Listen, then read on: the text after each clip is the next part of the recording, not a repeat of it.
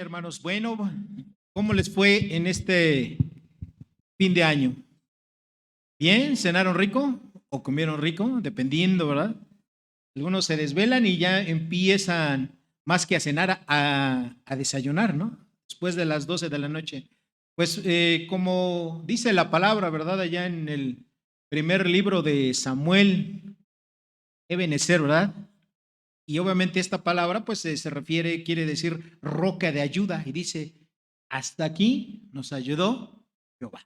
Entonces, pues hasta aquí Dios nos ha ayudado, es una gran bendición. Fíjense que más de 1.100.000 personas mexicanos no pasaron a este año 2022. Nosotros solamente por la gracia de Dios.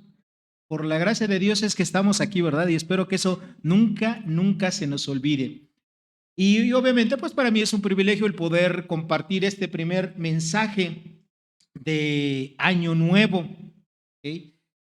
Y quisiera empezar mi charla diciéndoles en esta mañana que a pesar de que en la noche del 31, que fue hace aproximadamente unas 36 horas, y en ese momento, si ustedes se acuerdan, muchas personas tienen siempre la tradición de que hacen propósitos, ¿va? Dicen cuáles son sus planes, sus metas para el año que entra. Y entre algunas de ellas son los siguientes. Y hay personas que dicen, bueno, ahora sí, este año voy a hacer ejercicio, este año voy a bajar de peso, este año sí me voy a alimentar mejor, este año sí voy a leer la Biblia completita, este año sí voy a concluir mi discipulado, que por cierto, tiene como 10 años que no lo he terminado, pero este año sí lo quiero terminar.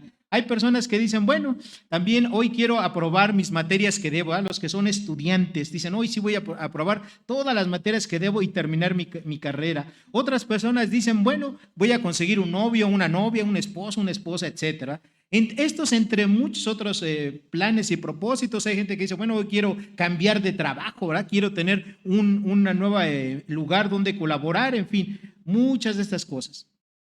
Muchas de estas cuestiones que decimos tradicionalmente la noche del 31 de diciembre se quedan en meras deseos.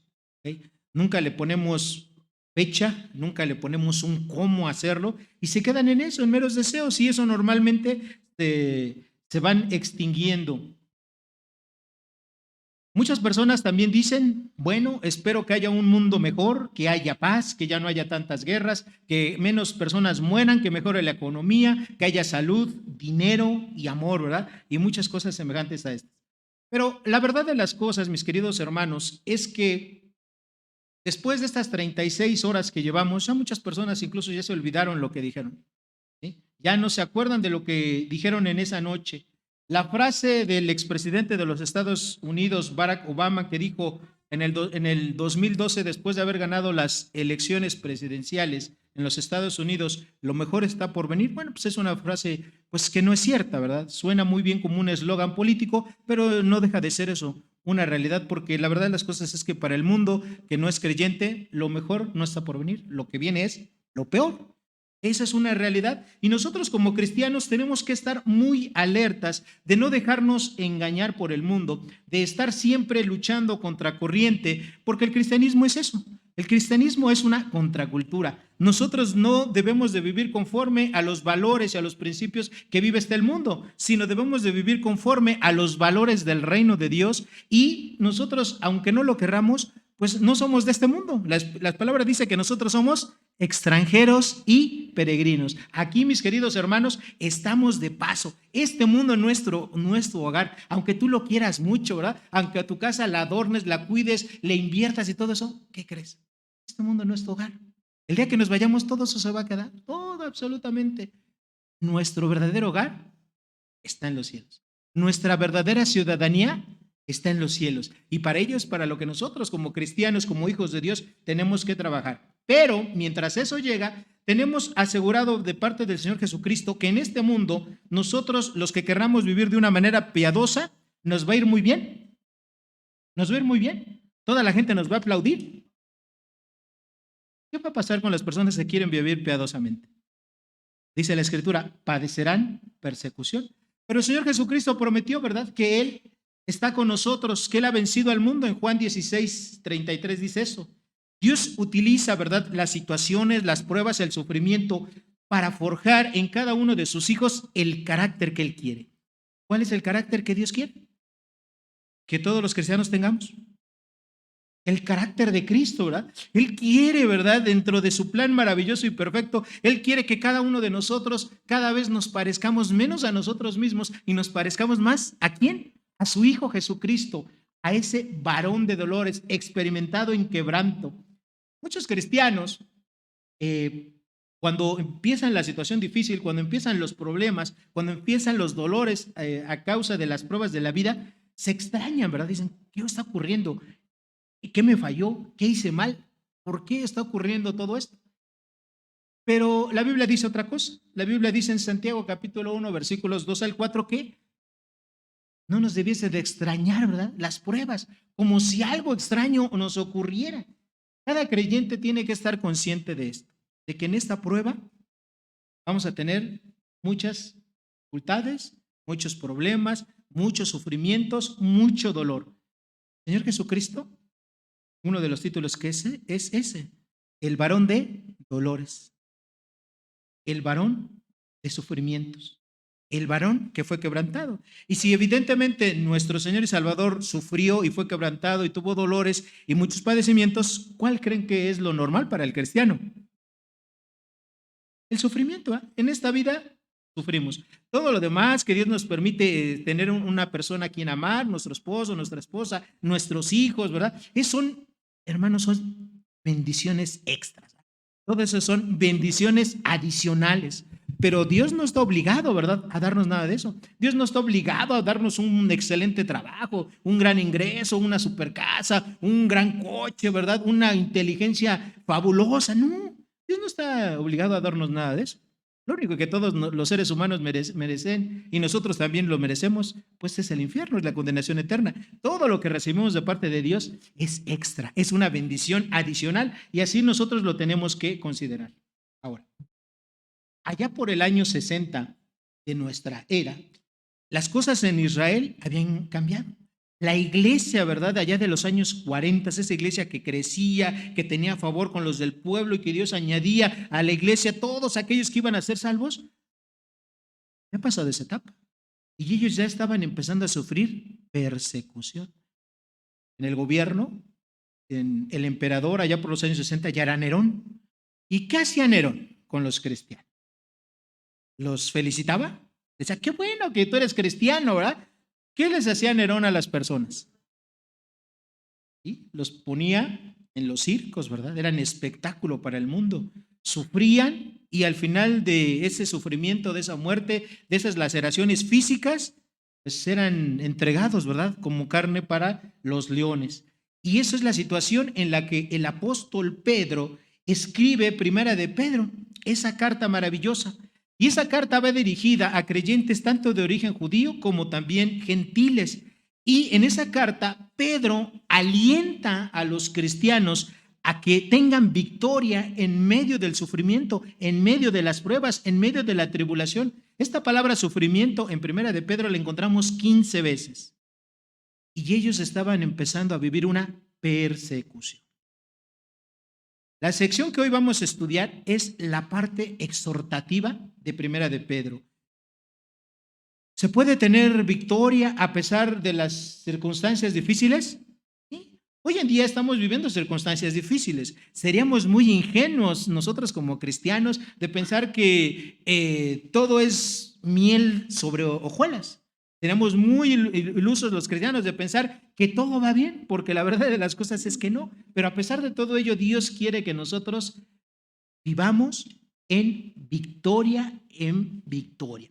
Vamos a leer nuestro pasaje, que va a ser la base del mensaje del día de hoy. Primera de Pedro, capítulo 5, versículos 8 a 12. ¿Okay? Primera de Pedro, capítulo 5, versículos 8 a 12. Dice así Dios en su palabra: sed sobrios y velad, porque vuestro adversario el diablo, como león rugiente, anda alrededor buscando a quien devorar, al cual resistid firmes en la fe, sabiendo que los mismos padecimientos se van cumpliendo en vuestros hermanos en todo el mundo. Mas el Dios de toda gracia, que nos llamó a su gloria eterna en Jesucristo, después de que hayáis padecido un poco de tiempo, Él mismo os perfeccione, afirme, fortalezca y establezca. A Él sea la gloria y el imperio por los siglos de los siglos. Amén, dice la iglesia. Amén.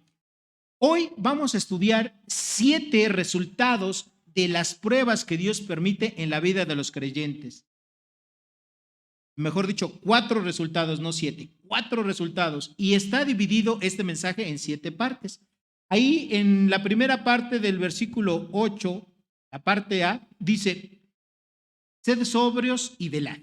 Esta parte del versículo, sed sobrios y velad, es la primera exhortación que el apóstol Pedro les hace a los cristianos que están en aquel tiempo sufriendo, empezando a sufrir una persecución. Están dispersos. Eso se conoce como la diáspora. Es una palabra. ¿Qué quiere decir eso? Dispersión. La gente ya no estaba, ¿verdad? Ahí bien contentos. Ya el pueblo y el gobierno ya no estaba contento con los cristianos de aquel tiempo, ni en Jerusalén, ni en Roma, ni en muchas partes del mundo. Y obviamente eso era ¿por qué? Por su fe. ¿Okay? Entonces, la primera exhortación, y ustedes recuerden que la palabra exhortación quiere decir la invitación, pero no quiere decir solamente una invitación, quiere decir poner en la mente de una persona un pensamiento correcto, un pensamiento que bíblicamente tiene una base. ¿Ok? Entonces, la primera exhortación que hace el apóstol Pedro a los cristianos de aquel tiempo, y por lo tanto también a los cristianos de hoy en día, es: sed sobrio y velad. Ser sobrio quiere decir ser sensato, ser juicioso, ser serio en nuestros pensamientos, es decir, adoptando un realismo de la vida tal como es. Y a muchas personas no les gusta la vida tal como es. Siempre, ¿verdad?, tratan de adornarla de una u otra manera. Y eso evidentemente pues sirve, eso se conoce como un optimismo. A veces el optimismo va y raya en un exceso que hace que la gente no esté prevenida para las diferentes circunstancias de la vida. ¿Okay? Por ejemplo, cuando algunos jóvenes que se han casado y que van conmigo y me dicen, oiga, pastor, pues ¿qué cree? Pues mire, fíjese que estoy empezando a tener una relación con tal persona, ¿verdad? Y los veo en su cara, ¿verdad? Bien alegres, bien contentos, ¿verdad? Que ya tienen una relación y después de eso me dicen, pastor, nos queremos casar. Y normalmente yo siempre les hago la primera pregunta, les digo, bueno, ¿y para qué te quieres casar? Y la gente normalmente suele decir, para ser feliz. Digo, ¿y necesitas casarte para ser feliz realmente? Y la gente piensa así, ¿no? O sea, esa es una mera ilusión. A otra gente dice, bueno, ahora sí, ¿para qué te quieres casar? Para servir a Dios. O sea que si eres soltero, no puedes servir a Dios. Si eres viuda, no puedes servir a Dios. Claro que sí lo puedes hacer. Pero la gente tiene ese tipo de pensamientos, ¿verdad? Que obviamente son optimistas, pero no necesariamente quiere decir que sean ¿qué? Reales. No tienen un sustento. ¿Ok? ¿Por qué? Porque evidentemente sí, el matrimonio es toda una bendición de Dios. El matrimonio puede ser un pedacito del cielo viviendo aquí en la tierra, ¿no? Cuando las personas, la pareja se entienden, se aman, se ayudan, se procuran y sobre todo cuando se vive una relación con bases escriturales. El matrimonio es un pedacito de cielo.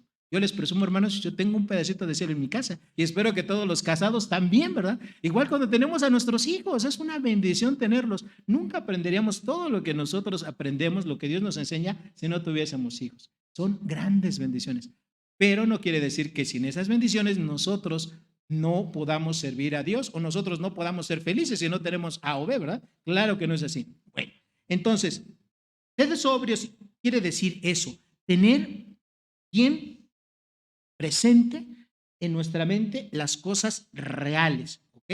Y eso es lo primero. Y esa primera exhortación también dice otra palabra, dice y velad.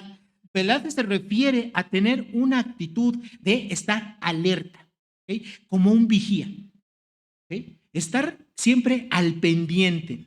Nosotros en esta vida, mis queridos hermanos, las cosas cambian así. Ahorita tengo salud, Puedo estar contento, disfrutar, etcétera, correr, nadar, jugar, hacer muchas cosas.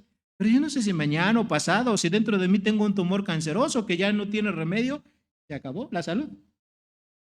Hay gente que, por ejemplo, está muy bien y a lo mejor tiene una grande casa. Yo he conocido gente así. Se enferma, tiene que vender esa casa, se deshace de todo, se opera, se atiende, se cuida, pierde la casa y también la salud y al rato fallece. Así son las cosas. Grandes negocios que estaban antes de esta pandemia, con la pandemia, se acabaron. Mucha gente perdió sus casas, sus trabajos, sus negocios, muchas cosas. Otros florecieron.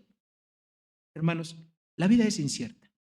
Lo único que tenemos por seguro es la salvación en Cristo Jesús y aquí en la tierra que padezcamos. Todo lo de que demás recibamos las bendiciones de delante de Dios, de verdad, gracias a Dios por ello. Entonces nosotros tenemos que estar velar, tenemos que estar alertas y parte de estar alertas es orar, pero no solamente es orar, también estar alertas quiere decir estar viendo con los ojos espirituales las cosas, la vida.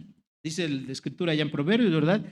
El simple ve el peligro y se queda ahí, va, quietecito, le cae el peligro, más el avisado se aparta, se aleja. Y eso es lo que nosotros tenemos que hacer ante las circunstancias de la vida.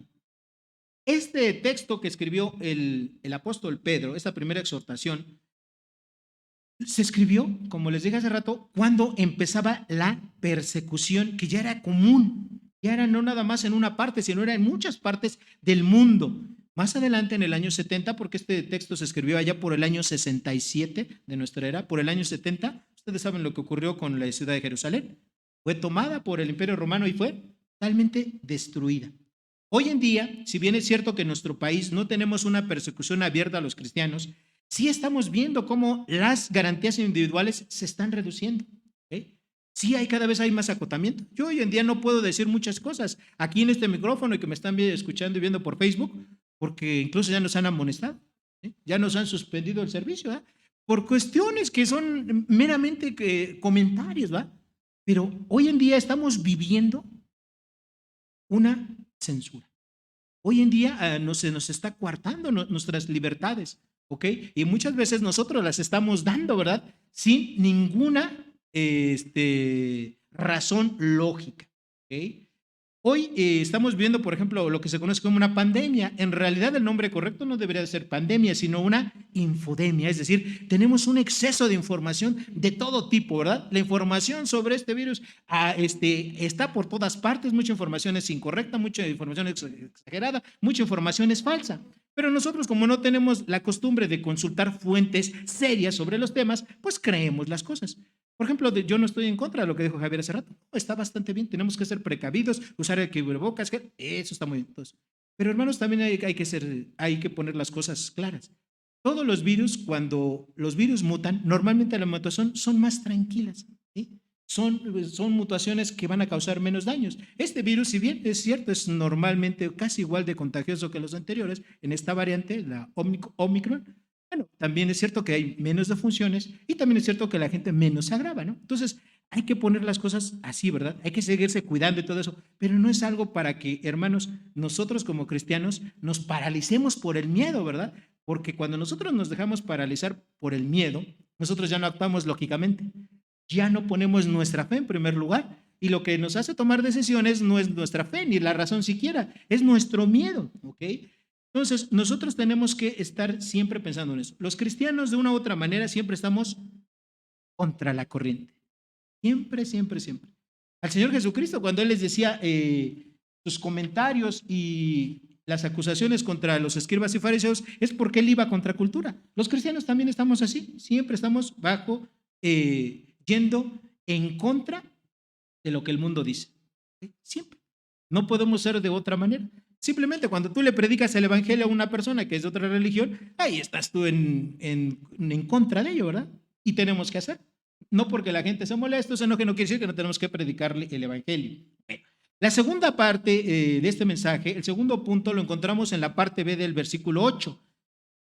Dice, después de que el apóstol les dice ser sobrios y velad, él da la razón de esa primera exhortación. Dice, porque vuestro adversario el diablo, como león rugiente, anda alrededor buscando a quien devorar. Y esta es la base de esa primera exhortación.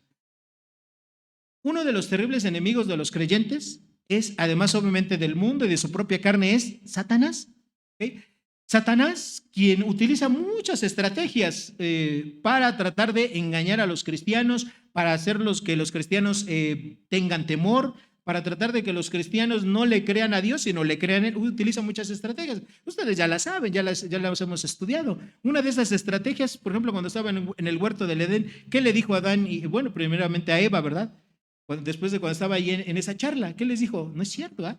Dios les dijo, de todo fruto de cualquier árbol puedes comer, menos del fruto del árbol de del árbol de la ciencia del bien y del mal. Porque el día que de él comieres, ciertamente, ¿qué? Morirás. ¿Y qué le dijo la serpiente a Eva? No es cierto, ¿ah?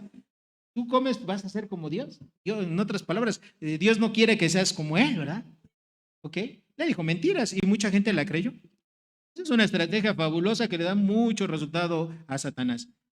Otra de las estrategias es que Satanás se disfraza como ángel de luz. O sea, él hace apariciones, ¿verdad? Satanás se puede materializar en ciertos lugares, en ciertas formas, y engaña a la gente. Se disfraza como un ángel, como alguien, y bueno, la gente que no sabe, va y lo adora, ¿verdad? Y hace un templo ahí, hace una iglesia ahí en ese lugar, y ya aparece un nuevo culto, ¿verdad? Bueno, eso también son engaños. La verdad de las cosas es que Satanás utiliza este tipo de disfraces, este tipo de estrategias, pero en realidad él es un león rugiente. Ahí no se alcanza a ver, pero no sé si puedan apagar esta luz también, pero de verdad, Satanás es un león rugiente, ¿verdad? Anda buscando gente a quien devorar, gente a quien engañar, ¿ok? Él es enemigo de todos los cristianos, ¿ok? Cuando nosotros, les decía, tenemos miedo, no actuamos normalmente. No sé si ustedes han visto algún documental de los animales. Por ejemplo, cuando van a atacar a un impala, por ejemplo, o a una cebra, llega un momento que toda la adrenalina que tiene ese animal al verse presa, ¿verdad? Perseguido por leones o algo, pues esa adrenalina o lo lleva, es tanto en ese momento que lo lleva a paralizarse, que caen sobre él y se la comen, la devoran, o esa adrenalina le hace reaccionar y corre, ¿verdad? Y tiene una fuerza impresionante. A veces así nos pasa también a las personas. Cuando nosotros estamos bajo miedo, nos podemos paralizar y podemos tomar decisiones incorrectas, decisiones equivocadas, porque ya no estamos utilizando nuestra razón que Dios nos ha dado y tampoco estamos utilizando nuestra fe, sino estamos utilizando nuestro miedo para tomar decisiones. Y obviamente a veces tomamos unas decisiones que en otro momento que no estuviésemos de esa manera, jamás hubiéramos pensado en hacer. Nosotros tenemos que recordar que Dios quiere que nosotros como creyentes, como hijos de Dios, no vivamos en el modo miedo. Dios quiere que nosotros vivamos en el modo fe. ¿Ok? A pesar de las circunstancias, a pesar de las dificultades, nuestros ojos tienen que estar puestos ¿en quién? En Jesucristo, el autor y consumador ¿de qué? De la fe. Ay, ese es el modo que los cristianos tenemos que vivir. Así como ustedes a su teléfono le ponen modo vibrador cuando no quieren recibir ruidos ni nada, ni las alertas, lo ponen que modo silencioso. Bueno, los cristianos tenemos que tener nuestra vida, nuestra mente, nuestro corazón todo el tiempo en modo ¿qué? Modo fe.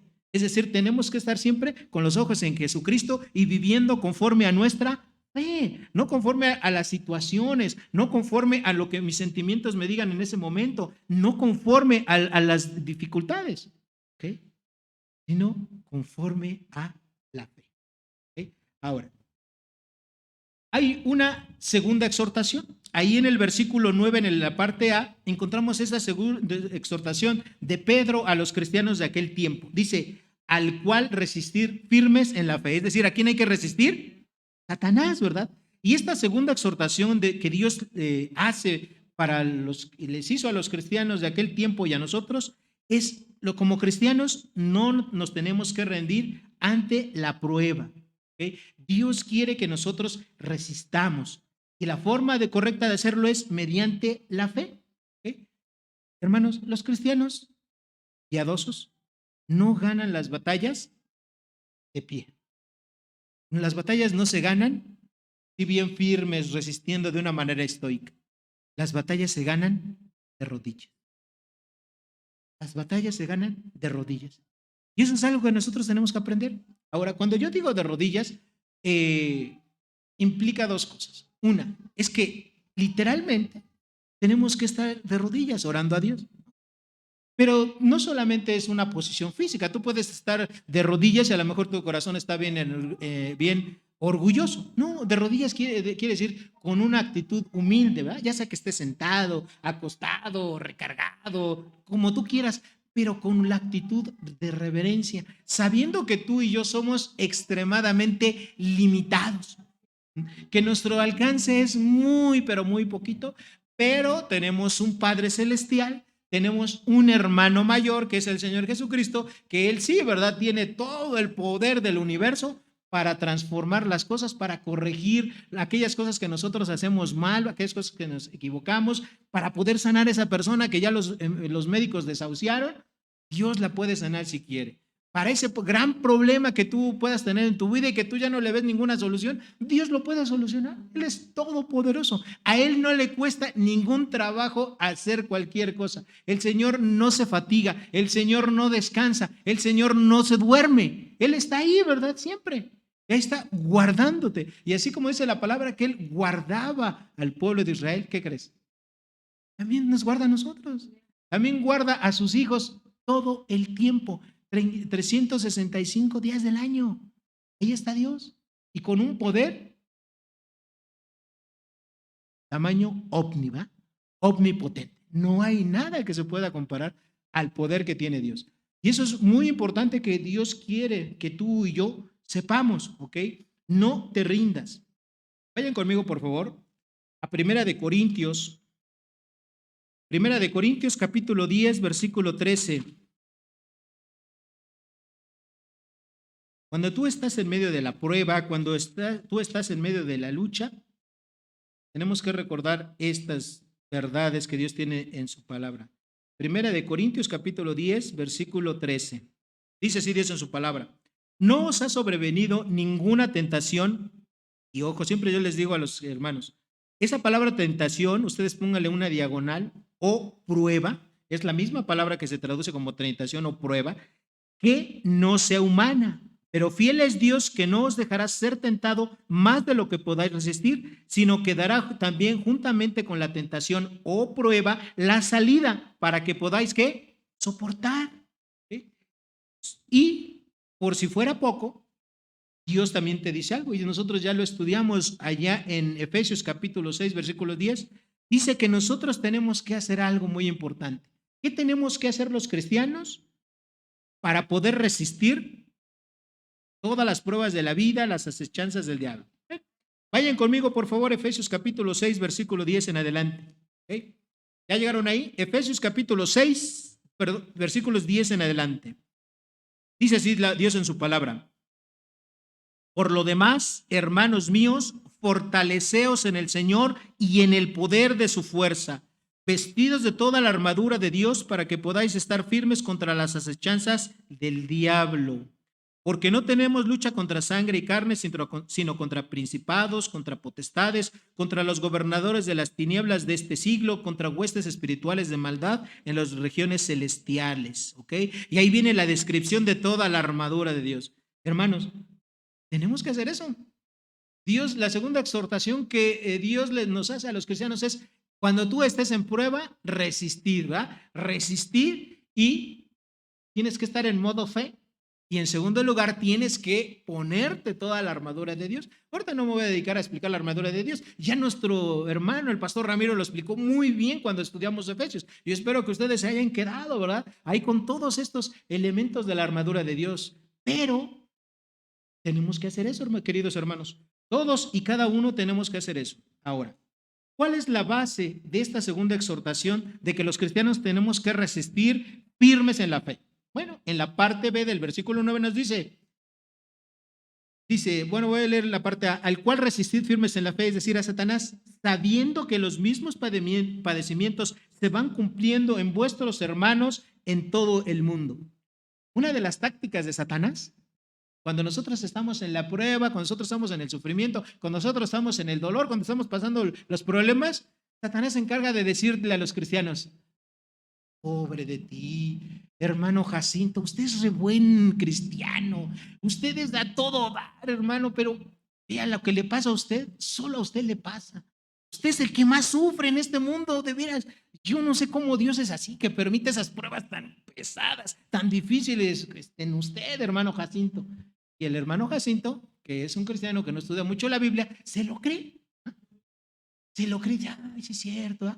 Pobre de mí, cómo sufro. Esta prueba solo yo la estoy pasando, nadie me puede comprender. Engaño del diablo. ¿Qué dice la escritura? Las pruebas, ¿verdad?, son comunes. Las pruebas que usted está pasando de salud, de economía, de preocupaciones, todos las vivimos, todos. Y en esta iglesia, en la iglesia de al lado, bueno, cuando vengan, la que está por allá, los cristianos de otros estados, de otros países, las pruebas son comunes, hermanos. Pero ¿qué pasa? Que además de que son comunes, no somos los únicos en sufrir. ¿Sí? Mucha gente se hace esa pregunta, bueno, ¿y por qué sufrimos? Es muy sencillo, porque hay maldad. ¿Y por qué hay maldad? Porque el pecado entró al mundo por medio de un hombre, ¿se acuerdan? Ya lo estudiamos en Romanos. Esa es la respuesta, por eso es que hay sufrimiento, por eso hay muerte, por eso hay dolor. Ese no era el plan original, ¿verdad? De Dios. Dios nos creó para que estuviésemos siempre como Adán y Eva en el huerto del Edén, hablando con Dios, comunicándonos directamente con Dios, que nosotros no sintiéramos pena ni vergüenza de que no traer ropa encima. Pero por el pecado ha llegado el dolor, el sufrimiento, la muerte, la condenación eterna.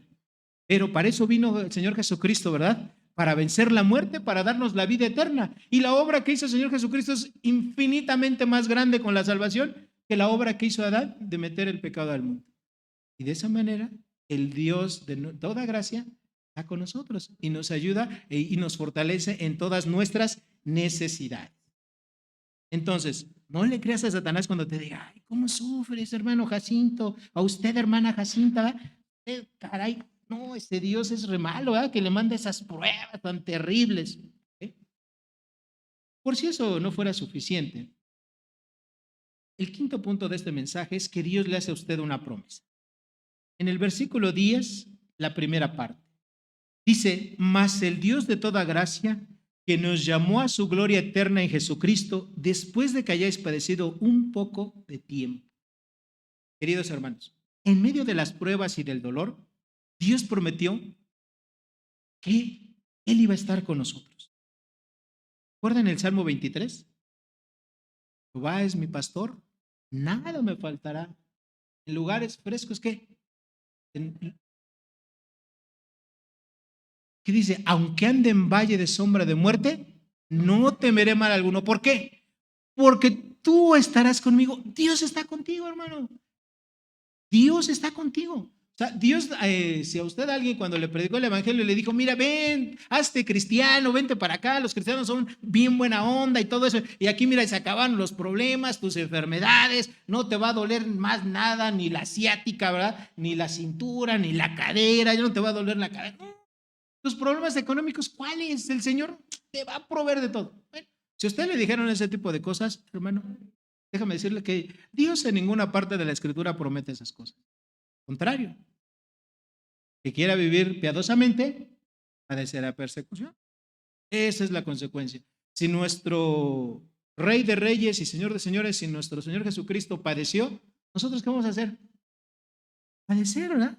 Y vamos a padecer porque ya les por lo que ya les dije, porque hay maldad en este mundo, porque hay pecado en este mundo. ¿Okay? Dios, cuando nosotros estamos en medio de las pruebas, de acuerdo a este versículo, nos consuela de tres maneras. La primera forma de consolación que Dios tiene para ti es saber que Dios está contigo. Contigo. Tú no estás solito. Dios está junto a ti. Es cierto que en ocasiones tú no lo ves, porque estás sufriendo, porque te estás doliendo, porque estás bien preocupado. Pero ¿qué crees? Dios está junto a ti. ¿Okay? Dios está obrando. Y no solamente Dios está obrando, sino que Dios está forjando algo maravilloso con esa prueba en tu vida. Las pruebas, el dolor, los sufrimientos, Dios no los permite en la vida de los cristianos porque sí, por casualidad. No es porque tengan un despropósito, por el contrario, tienen propósitos maravillosos, propósitos eternos. Si tú necesitas paciencia, Dios te va a poner pruebas de paciencia. Si tú necesitas aprender a confiar en Dios, en su provisión, Dios te va a poner pruebas de provisión.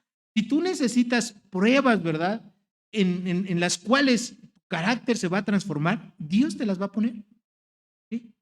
Lo quieras o no, Dios así es. Él va a cumplir, pero algo muy importante es este versículo que dice aquí, esta parte que dice, mas el Dios de toda gracia. Y ese título de Dios, ese nombre de Dios, el Dios de toda gracia, implica algo muy importante. Cuando tú y yo estamos en la prueba, estamos recibiendo la gracia de Dios, es decir, el favor inmerecido de Dios. Si tú no quieres experimentar las pruebas y experimentar la gracia de Dios, bueno, ¿qué le pasa a las personas que no son merecedores de la gracia de Dios? ¿Dónde están? ¿Dónde están? En el infierno, en la condenación eterna. Entonces, eso es lo que merecemos todos, estar en el infierno, en la condenación eterna. Pero Dios, ¿de qué es un Dios de toda gracia? ¿Dónde nos tiene? En medio de una prueba. A lo mejor nos tiene enfermos, a lo mejor nos tiene padeciendo alguna necesidad económica, alguna preocupación, lo que tú quieras, ¿no? Pero es mucho mejor estar en las manos de Dios que estar en el infierno separado de Dios. Y ese es el Dios de toda gracia. Ese es el Dios que te está preocupando, que está cuidando de ti todo el tiempo. Y esa es una de las formas en las cuales Dios te está consolando en medio de la prueba. La segunda forma en la cual Dios te consuela en medio de la prueba es, dice aquí, que nos llamó a su gloria eterna en Jesucristo. Cristo padeció más que cualquier otro ser humano, ¿sí? En su muerte. El justo por los injustos para llevarnos a Dios. Si tú y yo padecemos es porque somos pecadores. El Señor Jesucristo no fue pecador. Si tú y yo y muchas personas padecen aquí, es consecuencia de sus malas decisiones, consecuencias de sus pecados, consecuencia de su vida alejada de Dios. Pero el Señor Jesucristo no hizo nada de eso, ¿sí? Y padeció. Pero gracias a Él es que Dios nos puede llamar.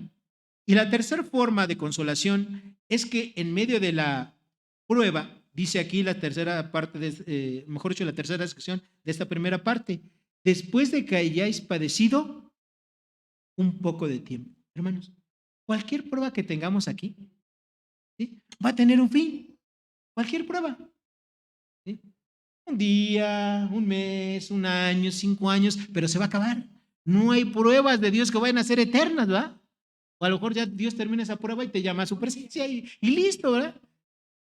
Como decía el apóstol Pablo, para mí el vivir es Cristo y el morir, ¿qué? Es ganancia. Y esa es la parte que los cristianos no reflexionamos muchas veces. Hermanos, créeme, yo estoy totalmente convencido de que estar con Jesucristo es mucho mejor de que estar aquí en la tierra. Pero mientras estemos aquí en la tierra tenemos que hacer la voluntad de Dios y tenemos que cumplir los planes que Dios tenga para nosotros. Pero estar con Jesucristo es lo mejor. Yo espero que todos ustedes anhelen ese momento. ¿Sí? Yo sé que muchos cristianos no quieren que regrese el Señor Jesucristo, ¿verdad? Dicen, no, deja acabo mi carrera, deja mi caso, deja tengo un mejor trabajo, deja conozco Hawái, deja voy a Europa, muchas cosas. Hermanos, conocer al Señor Jesucristo y estar con Él es mucho mejor que cualquier cosa que podamos tener aquí en esta vida, cualquier experiencia que tengamos aquí es corta, no tiene nada que ver, no se compara, ni se va a comparar nunca con estar cara a cara con el Señor Jesucristo, con Dios mismo, con el Dios que te salvó. Y eso es algo que tenemos que pensar los cristianos de verdad y de una manera profunda. Las pruebas aquí en la tierra tienen un término, un inicio y tienen un fin, nada más. Es más, yo les diré algo adicional. Hermano, todos los cristianos deberíamos ser cristianos 4x4. ¿Qué es un coche 4x4? Exacto, un coche 4x4 es que ese que tiene tracción, ¿verdad? En las 4 ruedas y con esa tracción y un motor potente, pues anda por todos los caminos, por terracerías, atraviesa ríos, sube pendientes, etc. Hermanos, los cristianos deberíamos estar acostumbrados a las pruebas, ¿sí? Ser cristianos todo terreno. Que no nos sorprenda, ¿verdad? Cuando Dios nos ponga en alguna prueba, porque Dios nos quiere perfeccionar, nos quiere hacer conforme a la imagen de su Hijo Jesucristo. No debiese ser algo extraño para nosotros, ¿verdad? Como dice Santiago, debe ser lo normal y decir, Dios, ¿qué me quieres enseñar con esto? Hace un par de semanas estaba por iniciar un trabajo, un pequeño trabajo. Y ya había quedado con las personas que me iban a ayudar porque había que pintar un edificio, una fachada de un edificio de unos 9 metros de altura, ¿no? Y evidentemente, bueno, pues se necesita gente que tengan los conocimientos y la habilidad de ya sea para colgarse o bien con poner andamios para hacer. Y un día antes de empezar el trabajo, yo ya había confirmado con el cliente todo eso y la persona que le iba a hacer me dice, ¿qué cree? No he terminado los trabajos que estoy haciendo. ¿Me pueden esperar? Le digo, híjole, pues no creo, pues estamos a unos días de Navidad. Entonces, bueno, ¿qué puedo hacer, no? Digo, bueno, pues yo tengo todo lo necesario, me llevé la pintura, todas las cosas que se necesitan para hacer el trabajo. Y llegué y me presenté, ¿no? Con la persona. Pero me acuerdo que en la noche yo le dije a mi esposa, estoy así un poco curioso, ¿no? ¿Cómo Dios va a resolver esto? ¿Cómo me va a ayudar, no? Igual me pueden decir, ¿sabe qué? Pues ya no haga el trabajo, ¿no? Usted quedó en esta fecha y ya, ¿no? Además me estuvieron esperando por meses. Entonces, pues ya no lo haga, ¿no? O la persona se puede enojar, etcétera. Bueno, ya me presenté a ese día a la mañana con la persona que me iba a hacer el trabajo, le expliqué de qué se trataba y me dice, le digo, pues si es que si no consigo a alguien, bueno, pues tendremos que posponer el trabajo. Me dice, bueno, pero puede intentar resolverlo y si no lo resuelve me avisa para acordar. La persona bien consciente, no se molestó ni nada, pues a ver cómo lo resuelve. Dejé todas las cosas ahí, todo lo necesario para el trabajo y me fui, tuve que salir a comprar algo. Entonces fui como a una calle donde estaba la vueltecita casi casi, en la esquina encuentro unas personas unos pintores de altura, que estaban haciendo exactamente lo que yo iba a hacer allá. Que me pongo a platicar con uno de ellos, que le hablo, que estaba haciendo un andamio, que bajara, ¿no? Le pregunté, ¿quién es el responsable? Dijeron, pues se llama Abraham. Diga, señor Abraham, ¿puede bajar? Sí, cómo no. Baja el señor, platico con él y todo eso, y le digo, oiga, fíjese que estoy haciendo este trabajo, ¿usted me podrían ayudar? Me dice, pues me interesa, vamos a verlo. Ya fuimos, lo vimos, y dijo, sí, sí, se lo hago. ¿Y cuándo lo podría hacer? Pues hoy. ¿En serio puedo ir? Sí. Y listo. Y bueno, ya él vino, trajo su equipo que necesitaba, trajo su ayudante y acabamos el trabajo. Y, por cierto, me cobró más barato de lo que me iba a cobrar la persona que yo conozco y pude tener un poquito más de ganancia, ¿no? Entonces, a veces así, ¿sí? Estamos en medio de la prueba y no sabemos cómo Dios lo vaya a resolver, pero ¿qué creen? Dios lo puede resolver. Él puede resolver absolutamente todo. Entonces, para este año, mis queridos hermanos, yo no sé cuántas pruebas vaya a tener usted, ni yo, no lo sé. Ni de qué tipo de pruebas, si van a ser de salud, de economía, no lo sé. Pero ¿qué creen? Dios sí lo sabe. Y cada prueba que Dios permite en la vida de usted tiene un propósito. Forjar en usted la imagen del Señor Jesucristo. Él nos va a poner en las pruebas que necesitemos para que nosotros nos parezcamos cada día más. ¿A quién? A Jesús y menos a mí, ¿verdad? O sea, a ver otra vez. Las pruebas es porque Dios quiere que hacer que yo me parezca cada día más. ¿A quién? A Jesús y menos ¿a quién? A mí. Eso es lo que Dios quiere, ¿ok? Él quiere que tengamos una fe y un carácter todoterreno, a prueba de todo, ¿ok?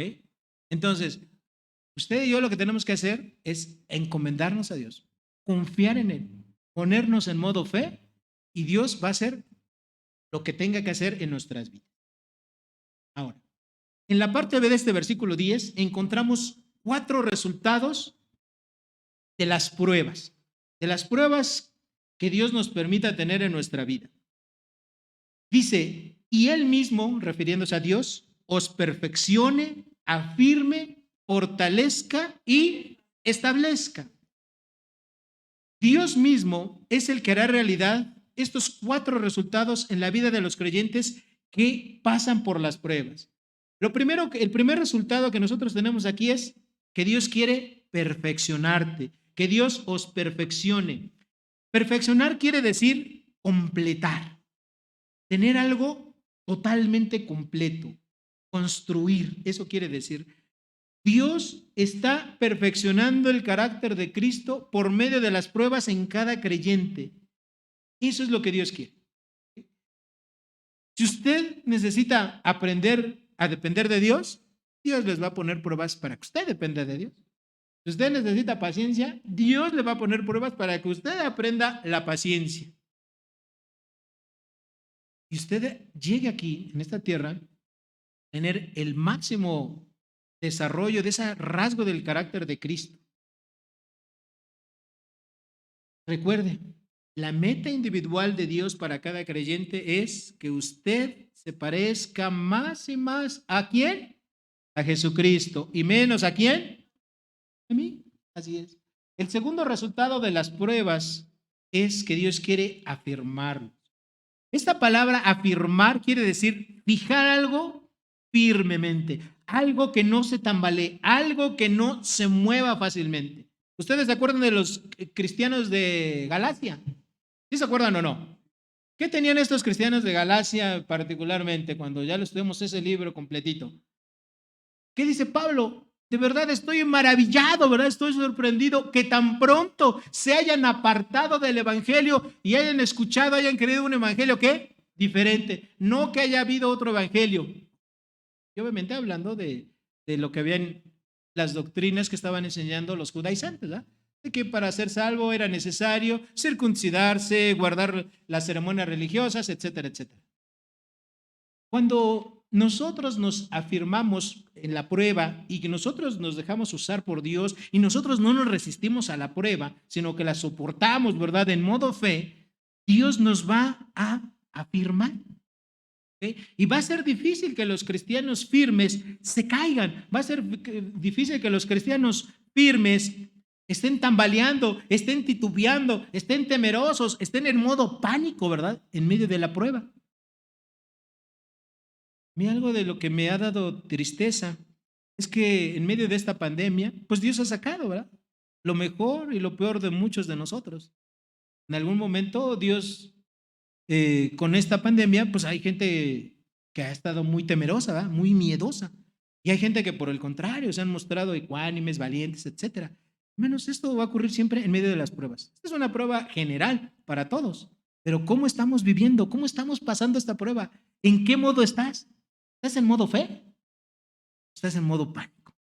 ¿En modo miedo? Cada uno de nosotros tiene que responderse, sabiendo que Dios está ahí con nosotros. Lo estamos viendo, lo estamos estudiando. Dios está ahí contigo, te está consolando, te está fortaleciendo y quiere afirmarte. El tercer resultado con las pruebas es que Dios te quiere fortalecer. Esta palabra fortalecer significa dar vigor corporal para no desfallecer ante la prueba. ¿Okay? A los cristianos los fortalece Dios mismo.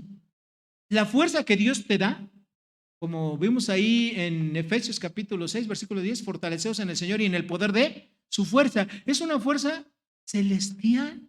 Es una fuerza que solamente el Espíritu Santo la puede proveer. No es una fuerza humana. No necesitas tomar un multivitamínico. Bueno, a lo mejor lo necesitas para otras cosas. Ahí del doctor Simio o de tu laboratorio favorito.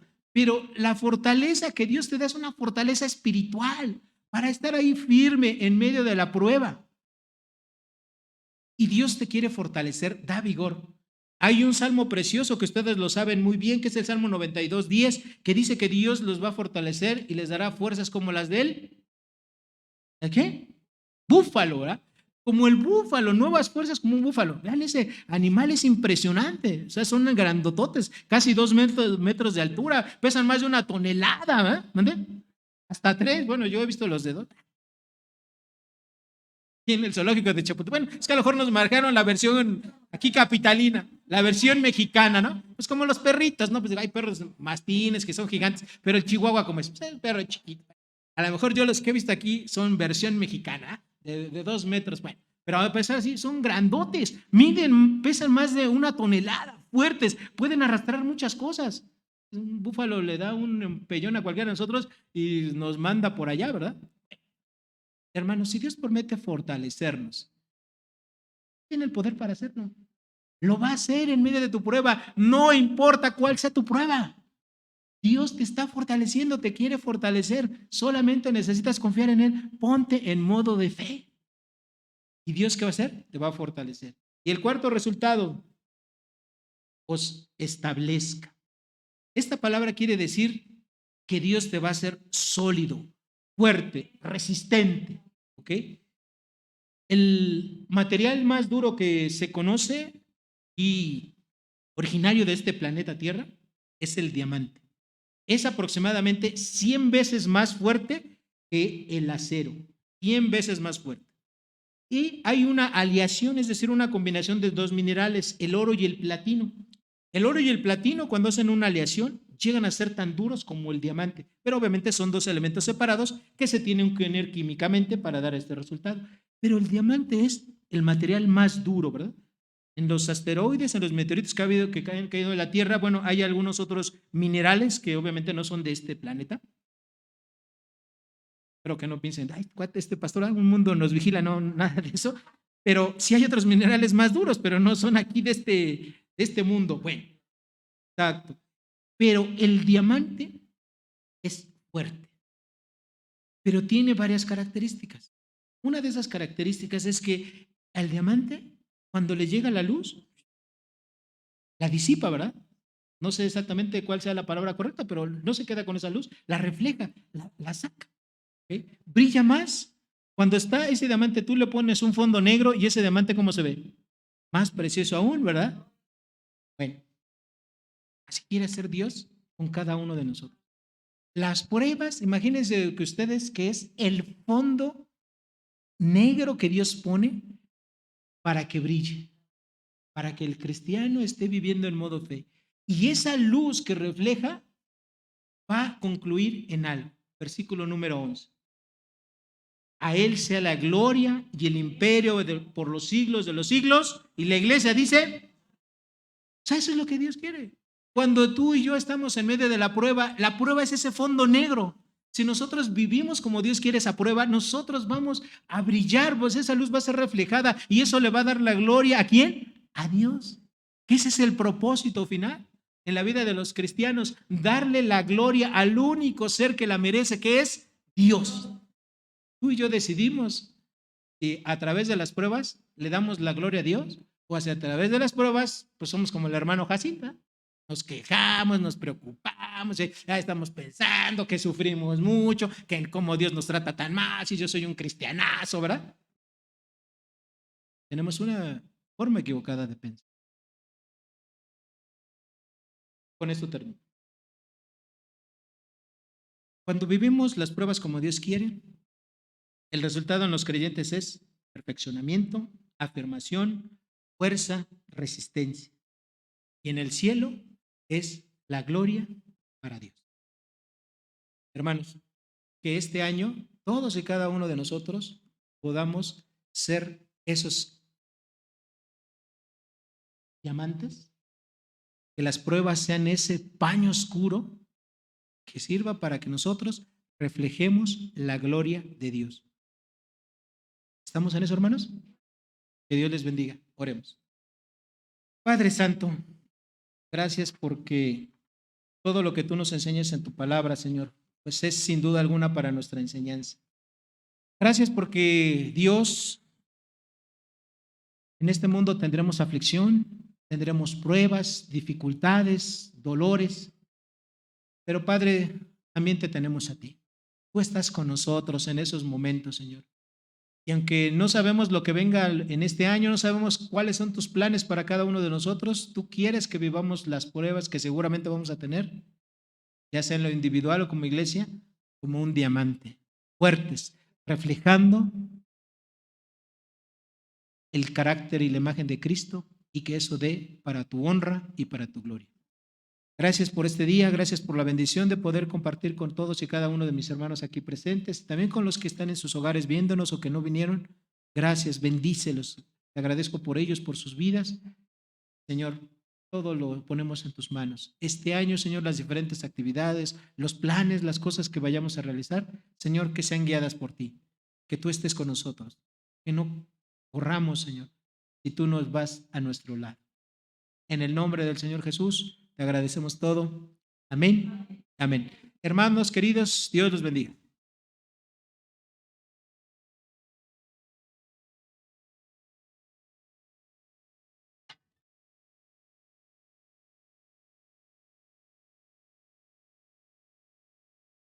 En ese mismo orden de ideas, un diamante es un carbón bajo presión extrema. ¿Ya? Entonces, eh,